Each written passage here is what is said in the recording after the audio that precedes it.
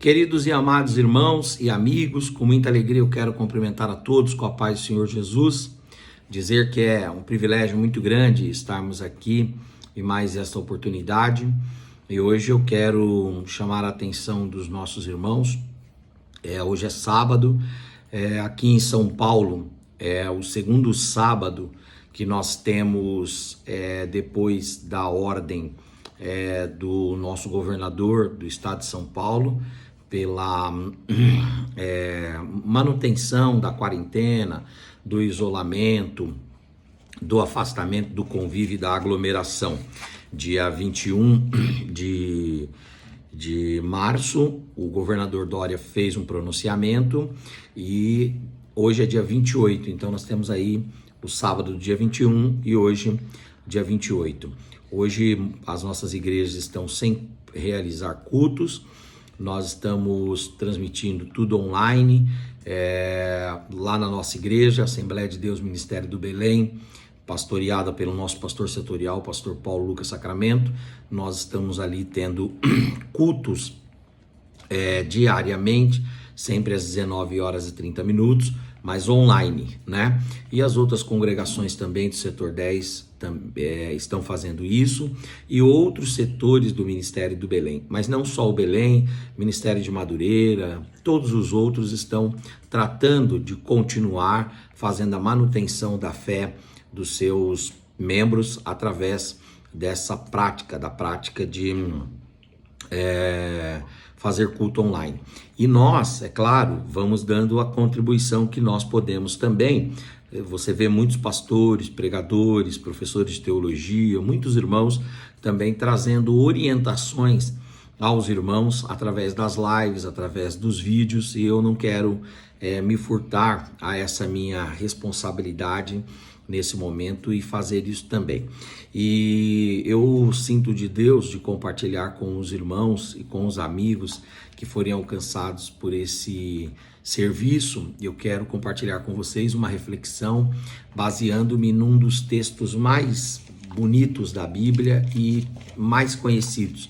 É o texto da segunda carta de Paulo aos irmãos de Corinto, no capítulo 13, versículo 14, que você sabe de cor, quando Paulo diz assim, que o grande amor de Deus Pai, a graça de nosso Senhor e Salvador Jesus Cristo, a comunhão do Espírito Santo esteja sobre todos vós. Amém.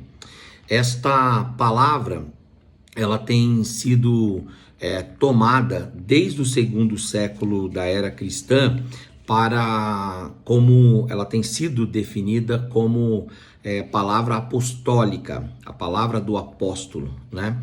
E esta palavra ela tem substituído o termo, a mensagem de Números, capítulo 6, versículos 24 até 27, que é a bênção sacerdotal.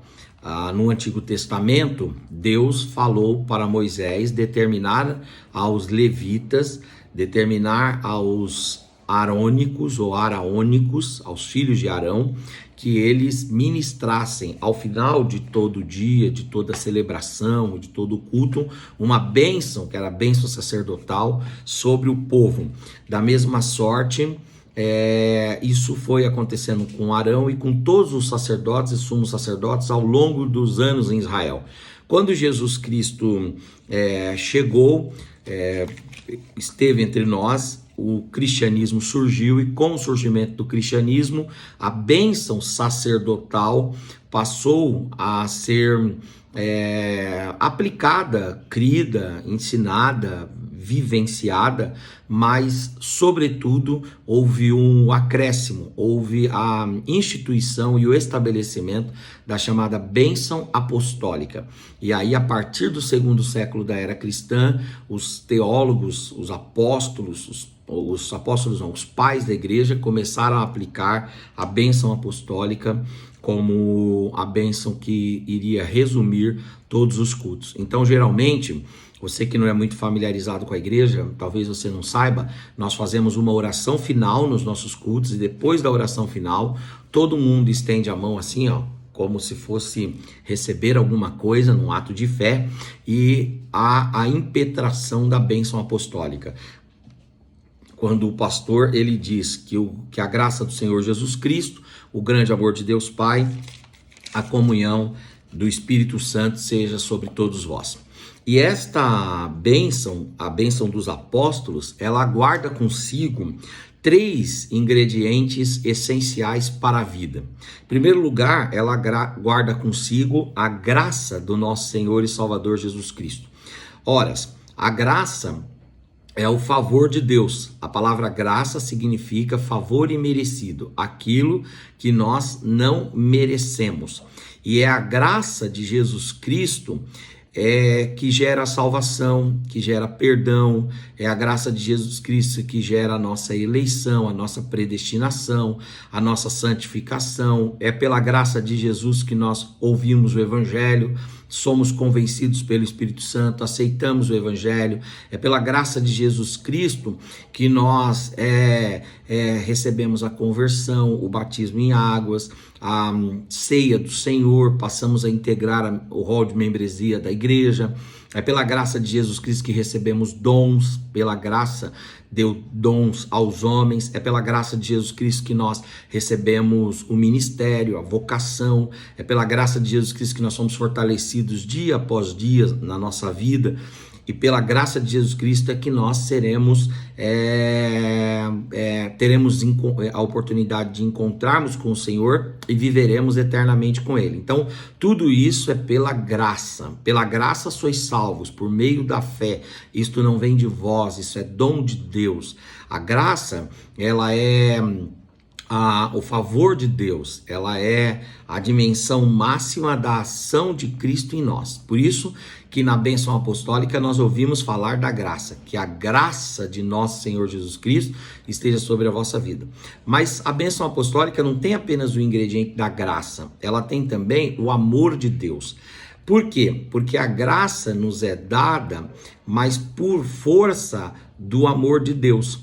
O amor de Deus que resume a sua própria essência, porque João disse que Deus é amor, e que resume também a sua ação, porque João também diz que porque Deus amou o mundo, ele deu o seu Filho unigênito para que todo aquele que nele crê não pereça, mas tenha vida eterna. E é por causa desse amor que nos é provado na cruz, como disse Paulo, Deus prova o seu amor para conosco em que Cristo Jesus morreu na cruz do Calvário por nós, sendo nós ainda pecadores. Ou como disse Paulo, né? Nós que estávamos afundados em nosso estado calamitoso de pecado, mas Deus, pelo muito amor com que nos amou, né? Deus, com muito amor com o qual nos amou, enviou o seu Filho. Deus nos salvou, Deus nos perdoou, nos justificou, nos redimiu, nos reconciliou e agora nos colocou, espiritualmente falando, assentados entre os servos dele, os príncipes dele.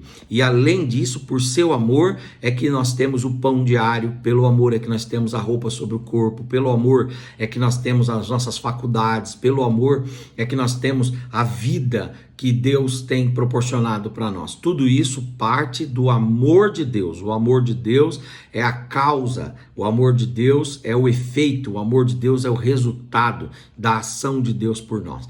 O amor de Deus é pretérito, está lá no passado, e tudo que foi construído com base no amor. E o amor de Deus é futuro. Por que é futuro? Porque quando terminarem todas as eras, todos os séculos, todas as gerações, todos os tempos, nós poderemos nos derramar tranquilo e facilmente no amor de Deus. Então, a graça do Senhor Jesus Cristo e o amor de Deus Pai são 2 ingredientes da bênção apostólica que são formidáveis. Mas a bênção apostólica, ela não fala apenas da graça do Senhor Jesus Cristo e do grande amor de Deus Pai. A bênção apostólica, ela também fala de um último ingrediente, que é a comunhão do Espírito Santo. Essa comunhão do Espírito Santo significa, em primeiro lugar, em prima facie, ela significa que o Espírito Santo age em nós, fazendo e promovendo essa união, essa unidade, esse encontro, essa amizade, essa cumplicidade, essa interação entre nós e Deus. Quem faz isso é o Espírito Santo. É o Espírito quem nos convence do pecado, da justiça e do juízo. É o Espírito Santo quem nos leva a Deus e nos submete a Deus e nos humilha diante de Deus. É o Espírito Santo que faz com que a nossa oração seja ouvida por Deus. É o Espírito Santo que nos dá força, é o Espírito Santo que nos consola, nos guia, nos orienta, nos dirige, nos disciplina, nos discipula. É o Espírito Santo. Então, a comunhão do Espírito Santo tem a ver com a obra do Espírito Santo em nós, que resulta na nossa amizade, na nossa relação com Deus, a ponto de nós podermos chamar Deus de amigo. Porém, a palavra comunhão, ela é uma palavra que ela vai além dessa relação nossa com Deus, da relação do homem com Deus. E a palavra comunhão, ela é uma palavra fundamental. E esta palavra é a palavra que eu penso que nesse momento em nosso país, no Brasil, isso eu estou falando em 28 de março de 2020, em plena quarentena, em pleno isolamento social, em plena manifestação e expansão e franca expansão da Covid-19, que é o vírus chamado de coronavírus.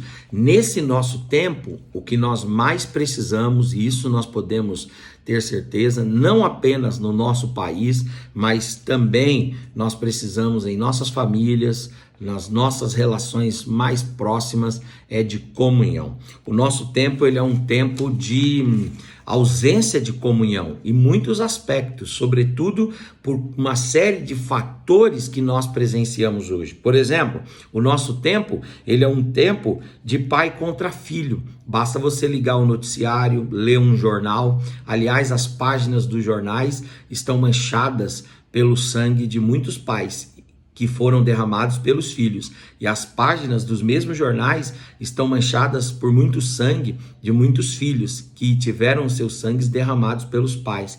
Essa é uma triste constatação e realidade. Nós temos dentro da comunhão ou do problema da ausência da comunhão familiar, conflitos conjugais.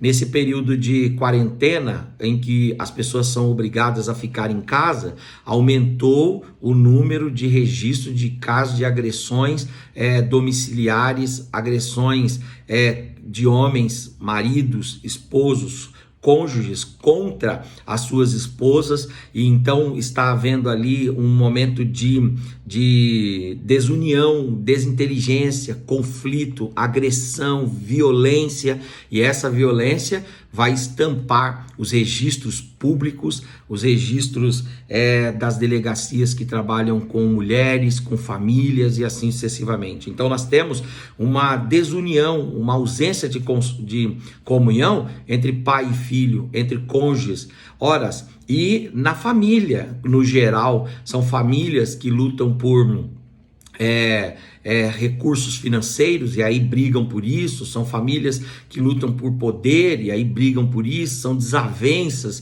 que você pensa e diz, meu Deus, mas como é que pode brigar por isso? E é verdade, ali está a desavença. Então, o nosso tempo, ele é um tempo de ausência de comunhão familiar, mas essa ausência de comunhão, de relacionamento, de amizade, cumplicidade, coinonia familiar vai se alastrando. Por quê? Porque a família, ela é a célula máter da sociedade.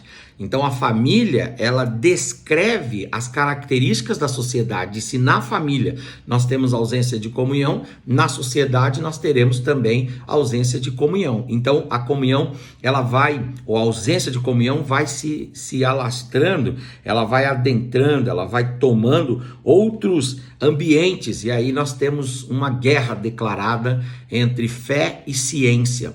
É só você ouvir um cientista, um intelectual, um técnico da área da ciência, que você vai vê-lo desqualificando e desclassificando tudo que vem da fé. Não são todos, é claro, mas há um conflito, e aí você tem, por outra parte, de um lado a razão e a ciência, por outra parte a fé, e aqueles que são da fé, que professam a fé, que defendem a fé, que ensinam, que escrevem, que desenvolvem pensamentos sobre a fé, eles vão entrar em conflito com aqueles que são da ciência. Há um conflito aqui, há uma ausência de comunhão.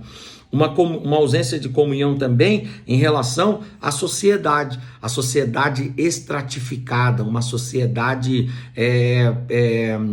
dividida, e ela é dividida, por exemplo, no sentido socioeconômico, em que as classes mais ricas ocupam determinados espaços que a classe mais pobre não é capaz de ocupar. E esta divisão, ela vai se acentuando. Por quê? Porque essa divisão socioeconômica, ela vai se transformando também numa divisão praticamente étnica e também de desrespeito em muitos aspectos, de discriminação, de desdém, de indiferença, de preconceito e assim sucessivamente.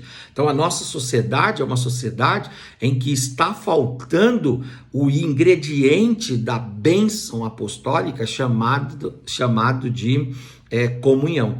Que o grande amor de Deus Pai, a graça de nosso Senhor Jesus Cristo e a comunhão, essa comunhão, ela deve estar presente. E ela deve estar presente nos seios das famílias, e não está. Ela deve estar presente nas relações ideárias, filosóficas, entre fé e razão, fé e ciência, e não está. Nós temos essa ausência de comunhão na sociedade. Agora, essa ausência de comunhão na sociedade, ela vai se estendendo para os vieses políticos. E aí nós temos, hoje, sobretudo no Brasil, uma ausência de comunhão, uma divisão, uma segregação, uma cisão, uma rotura, uma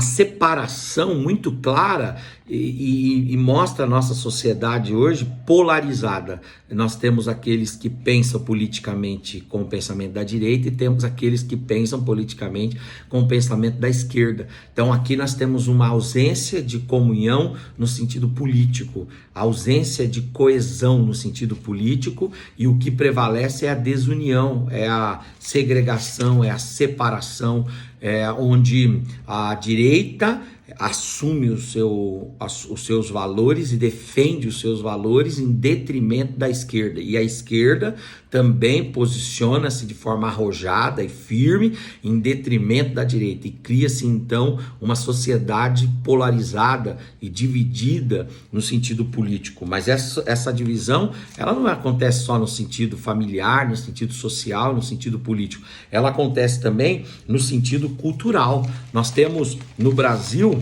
uma divisão muito clara entre aqueles que são aculturados e aqueles que não são aculturados. E dentro de cada um desses nichos e desses grupos, nós temos as múltiplas culturas, e as múltiplas culturas que deveriam se integrar para mostrar a beleza da diversidade humana e da diversidade da capacidade de criação humana. Esta diversidade, essa multiplicidade cultural acaba disputando entre si, formando uma divisão cultural muito interessante. E é interessante que, para alguns que defendem determinada estrutura cultural, aquilo que o outro defende não é cultura, e vice-versa. E aí vira, então, uma divisão, uma desunião, um conflito, um momento de guerra, de distanciamento, um momento de disputa, e a comunhão não prevalece.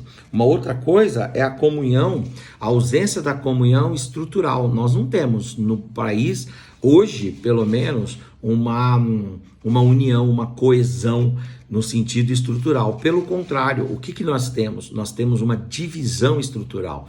Ora, nós temos uma divisão que ela é correta entre legislativo, judiciário e executivo, e dentro desses poderes chamados de instituições da nossa nação, nós temos um conflito de interesses. Então nós temos o legislativo batalhando contra o judiciário batalhando contra o executivo querendo guerra com o legislativo fazendo conflitos com o judiciário, e aí a sociedade se desarmoniza, ela entra em colapso, em choque, em desarranjo, em desajustes. Por quê? Porque ela está com ausência de comunhão, ela está com divisão nas instituições e nas estruturas. E isso vai estourando para municípios que lutam contra estados, estados que lutam contra a União, e a União quer tomar diretrizes contra os municípios e contra os estados, e aí acontece uma guerra entre prefeitos, governadores e presidente da República, e nós temos uma guerra que é entre vereadores, deputados estaduais, deputados federais e senadores, né, e juízes que tentam entrar nesta batalha, e aí nós temos tribunais que desmandam aquilo que os juízes determinam, e aí nós temos as instâncias superiores que desfazem aquilo que os tribunais determinam. E aí, quando você para analisar, ora, nós estamos no país diante de um conflito, diante de uma desavença, diante de uma divisão. Essa divisão, ela é prejudicial, ela é nociva, ela não nos ajuda em nada. Há uma palavra grega para divisão que ela aparece em alguns momentos nas escrituras sagradas, e a palavra é a palavra pleonésia. Pleonésia. É muito interessante que pleonésia, ela sempre vai estar em contraste, ela sempre vai estar diante da palavra koinonia. A palavra koinonia é a palavra grega e bíblica para amizade, cumplicidade, respeito, integração, união, ajuda, compartilhamento, solidariedade, fraternidade, serviço. A palavra koinonia. E esta palavra koinonia, ela é sempre enfrentada pela palavra pleonésia. E esta palavra pleonexia, que se escreve com X e A, pleonésia, essa palavra pleonésia, ela é uma palavra que indica divisão, ruptura, distanciamento, conflitos, guerras, brigas, desuniões, cisões, cismas, rachas, rupturas. É isso que significa a palavra pleonésia. E aí vem uma pergunta: por que surgem então essas divisões? Por que surgem as divisões, às vezes na igreja, às vezes na família, às vezes na nossa sociedade, como nós estamos vendo hoje? As divisões surgem por algumas razões. Em primeiro lugar, as divisões surgem porque acontece a busca desenfreada, a busca desequilibrada, a gana, a sina por atender os interesses próprios, passando por cima do que quer que seja e de quem quer que seja. Todas as vezes que houver a busca, todas as vezes que houver a gana, todas as vezes que houver a sina, todas as vezes que houver a volúpia, o desejo, a aptidão, todas as vezes que houver a inclinação em demasia para buscar o interesse próprio, para atender à vontade própria, e nesse processo não se respeitar pessoas, coisas e lugares, instituições, a desunião, a divisão vai se estabelecer, porque a divisão, ela é fruto da busca pelo interesse próprio, ela é fruto da busca, da gana por atender a si mesmo. Como dizia um certo adágio: farinha pouca meu pirão primeiro. Quando este conceito, que é um conceito popular, mas que descreve bem essa causa de divisão, quando esse conceito se instala em que eu busco a minha vontade, em que eu busco aquilo que eu quero primeiro, em detrimento do outro, daí então está feita a divisão. Daí então está feita a cisão, a ruptura, o distanciamento, acontece a elidição, que é o distanciamento e a quebra. Só que a divisão ela não acontece só pela busca desenfreada, pela busca daquilo que atende o interesse. A divisão também ela acontece, a pleonésia acontece quando há uma supervalorização da opinião própria. E o parecer próprio, a opinião própria, a verdade própria torna-se absoluta em detrimento de qualquer outro parecer, de qualquer outra opinião, de qualquer outra ponderação. Todas as vezes que houver uma superestimação da opinião própria, do parecer próprio, do pensamento próprio, daquilo que o indivíduo entende e lê como correto, como certo, como verdadeiro, e ele funda-se naquilo e mantém aquilo de forma a não considerar, não levar em conta, a não permitir que outros conselhos, que outras verdades possam ser apresentadas. Todas as vezes que há essa superestimação da opinião própria, acontece a ruptura, acontece a divisão, acontece a cisão, acontece a quebra das relações. O que separa amigos? Geralmente, os amigos se separam porque os dois têm pontos diferentes sobre a mesma coisa. E aí cada um fica defendendo com unhas e dentes aquilo que pensa, não ouve as razões do outro e não quer ouvir, daqui a pouco não rejeita somente as razões, as opiniões, os pareceres do outro, mas rejeita a própria pessoa do outro. Então as relações se rasgam, os papéis se dissolvem, os conflitos se instalam, acontece então a ruptura, né, dos espaços, dos ambientes, das casas, das sociedades, das famílias, dos partidos políticos, das igrejas e assim sucessivamente. Uma outra coisa que gera a divisão, além da busca desenfreada pelo interesse próprio, além da superestimação da opinião própria, o que causa a ruptura, a pleonésia, é exatamente a valorização exacerbada, exagerada, a valorização sem comedimento do grupo que nós pertencemos. Todas as vezes que houver uma ideia de supervalorização do grupo que se pertence, do grupo que participa, que faz parte, daí então haverá cisão. São as cisões que acontecem entre grupos. Os grupos eles vão se formando e de repente um grupo começa a se desentender com outro e esses grupos se dissolvem, esses grupos se distanciam.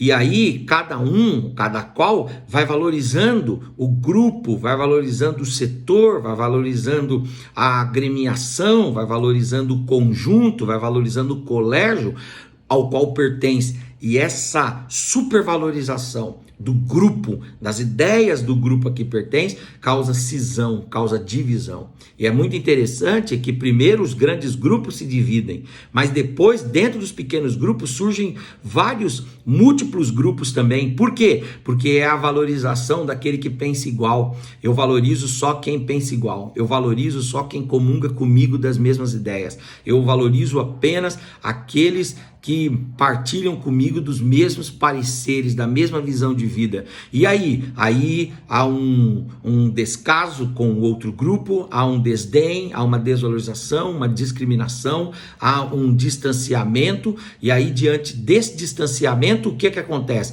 Acontece a cisão, acontece a ruptura.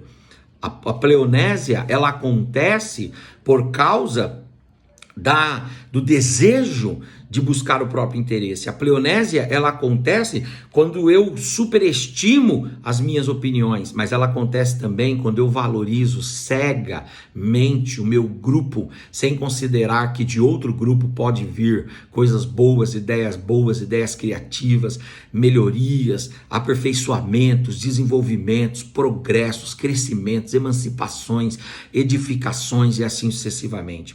Agora, a divisão ela também é causada, a pleonésia também é causada quando há a perda da noção de que todos somos de um mesmo tronco.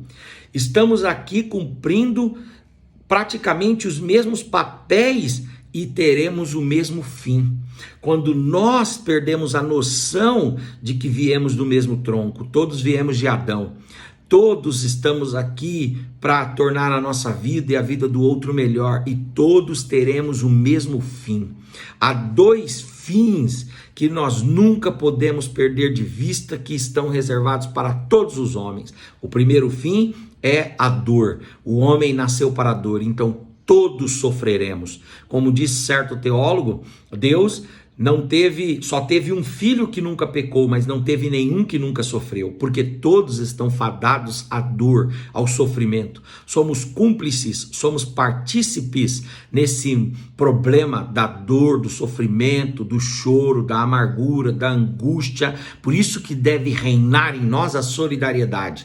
Então, quando nós perdemos o senso e a noção de que viemos do mesmo tronco, nós permitimos que a divisão, que a ruptura, ela tome conta de nós. É claro que nós nascemos em lugares diferentes, em famílias diferentes, em culturas diferentes, até em ambientes, em berços religiosos diferentes, mas como seres humanos, todos viemos de uma mesma raiz.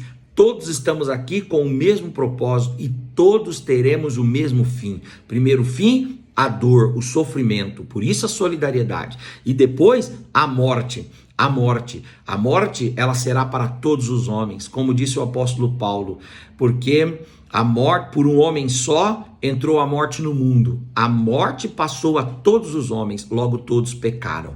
Então todos nós passaremos pela experiência da morte. Só haverá um grupo que não vai passar pela experiência da morte, segundo a fé cristã, que são aqueles que vão estar vivos quando o Senhor Jesus vier na sua parousia, e quando acontecer esse encontro, aqueles que estiverem vivos não experimentarão a morte, mas terão seus corpos transformados.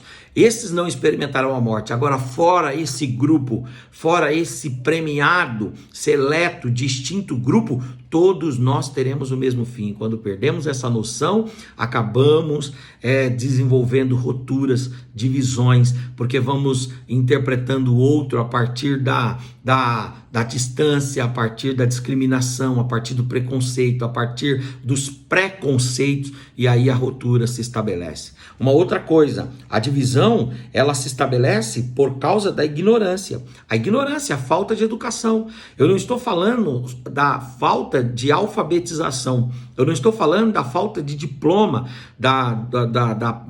do ensino fundamental, do ensino médio, do grau de formação do ensino superior, de pós-graduações, mestrados, doutorados, pós-doutorados. Não estou falando disso, eu estou falando de educação. Todas as vezes que a ignorância, que a falta de conhecimento, de iluminação tomar conta de nós, todas as vezes que a incapacidade para o aprendizado for perdida por nós, nós promoveremos rupturas.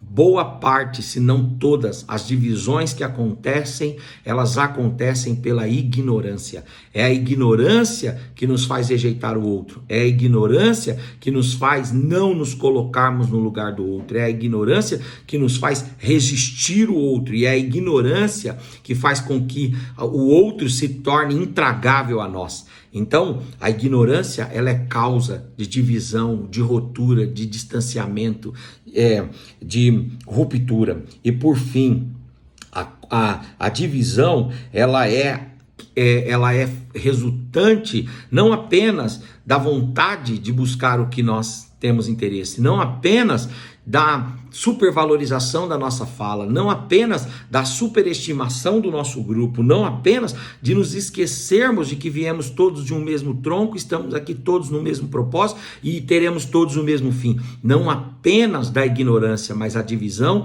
ela também vem, ela também surge, ela também tem a ver com o mal existencial, que a Bíblia vai chamar de pecado. É o pecado que faz divisão entre nós e Deus, entre nós e nós mesmos, e entre nós e os nossos pares. Um marido briga com a esposa por causa do pecado. Um pai tem divergência com o filho por causa do pecado.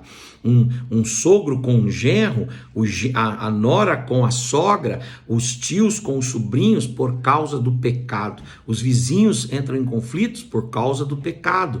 As sociedades entram em conflitos por causa do pecado. É como diz Tiago, o profeta Isaías, quando ele fala em Isaías 59, eis que as mãos do Senhor não estão encolhidas para que não possa salvar, nem o seu ouvido agravado para que não possa ouvir, mas o vosso pecado faz divisão entre vós e o vosso Deus.